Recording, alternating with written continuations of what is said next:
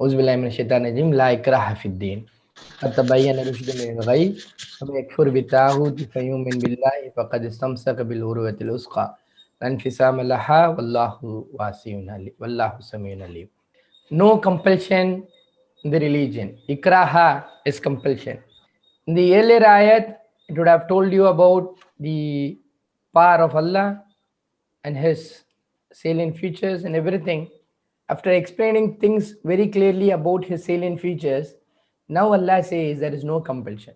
Compulsion in the religion, which means it is up to you to accept Islam and practice it.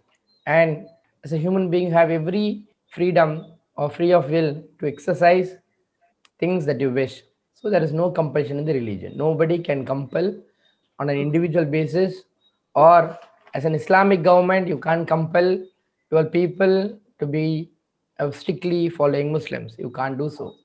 But what is very clear, let's explain. قَدْ تَبَيَّنَ. Indeed has made it clear Allah rushd min al-ghayb. This is what Allah is trying to make. Indeed, we have made it clear the rightly one, the right path from ghayb, from the wrong one. That is what Islam is trying to do. Islam is not forcing anybody. If somebody says or the media says that Islam has spread by sword, then this is the reply that we need to give to them, which is that there is no compulsion in the religion. It is a fact of the matter, but what is very clear is Islam will distinguish very clearly which is right and the wrong. It will not mix anything. Then comes a very important word, a workshop of its own, is famayakfur. What Islam wants, what Quran expects from its reader is whoever disbelieves in Taghut. Taghut has to be translated as Taghut itself. Let me check whether people have arrived. So there is something more to talk on this word, Taghut. Taghut is a very vast word to describe about. Let me put something which is easy for you to understand. Disobedience to Allah is of three kinds. First is fisik. You would have seen this word, fe, seen, qaf. This is fasik. We say fasik, Urdu word is also, which is fisik, which means rebellious. And then the second stage is kufr, very commonly known word, which is kafere, which is disbelief. And the third stage is taghut.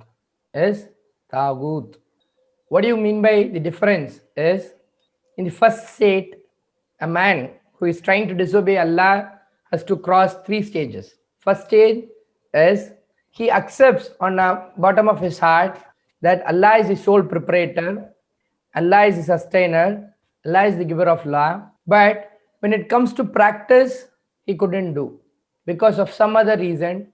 Maybe his family is forcing, or the society in which he's living is not allowing him to practice Islam, or his own nafs is stopping him from practicing the commandments of Islam. But in the bottom of the heart, he believes that Allah's laws need to be implemented, but he is not practicing. Then he is called as a rebellious person who is making mistakes. There is a second one. Now, slowly his evil intentions grows up every day. His sins increases every day. He is not gaining control on it. Then he will land up as a kufr, which means in the bottom of the heart also he doesn't think that he has to obey Allah. There is no intention to obey Allah. In the earlier verse, there was an intention for him to obey Allah and His commandments, to follow in his life in letter and spirit. But because of the sins that he keeps doing every day, and it keeps increasing every day, then slowly that intention also goes off and lands up in the state of kufr. This is what is properly to be said, to be labeled as a kufr person. But we generally have Indian Muslims thinks that the people who are born in a non-Muslim families and kufr. It's definitely not. It has something to do with the heart. You and I could not judge anybody from his outward appearance, but his intentions are pure.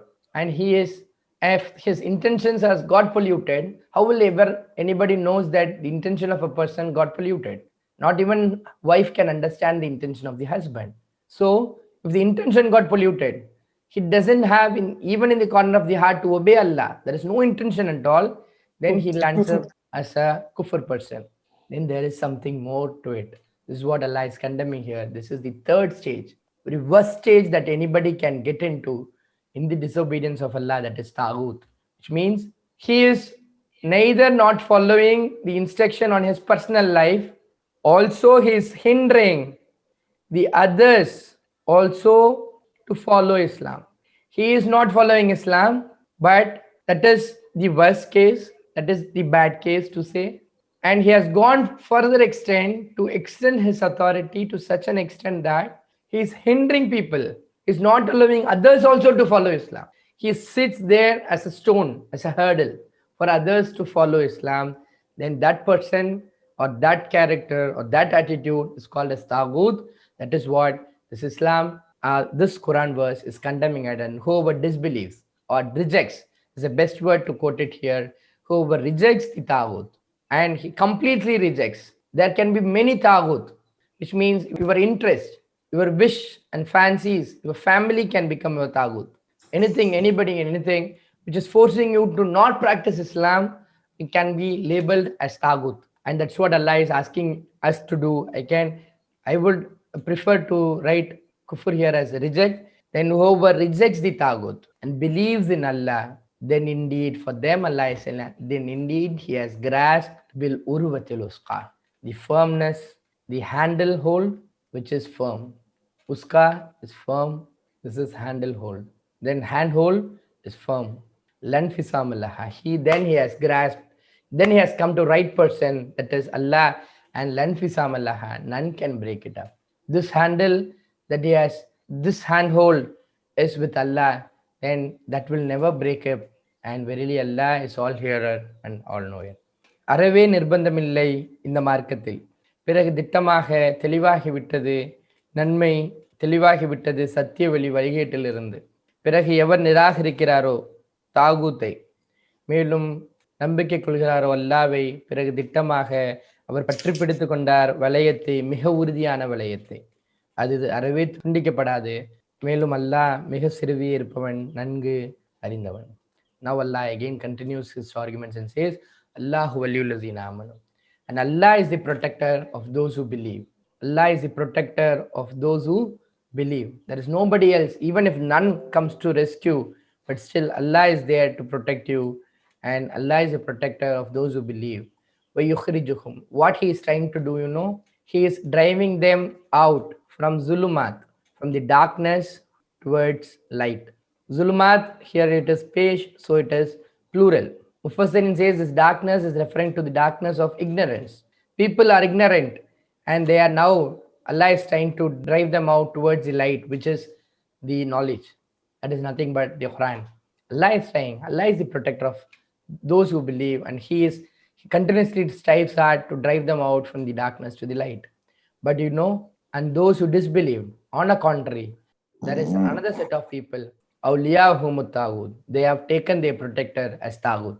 They think that disobeying Allah is going to give them happiness. Disobeying Allah is going to give them the peace in their life, but that is not going to happen. But they believe that taghut is their protector.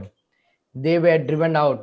They bring them out from the light towards the darkness, which means the light of Islam towards the darkness of ignorance.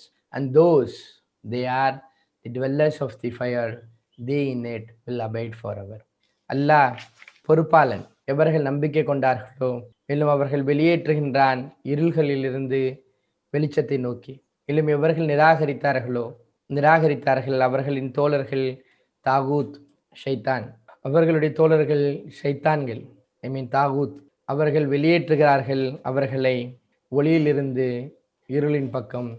அவர்களே அஸ்ஹாபுத் நார், அவர்கள் நரகவாசிகள், அதில் அவர்கள் நிரந்தரமாக தங்கிவிடுவார்.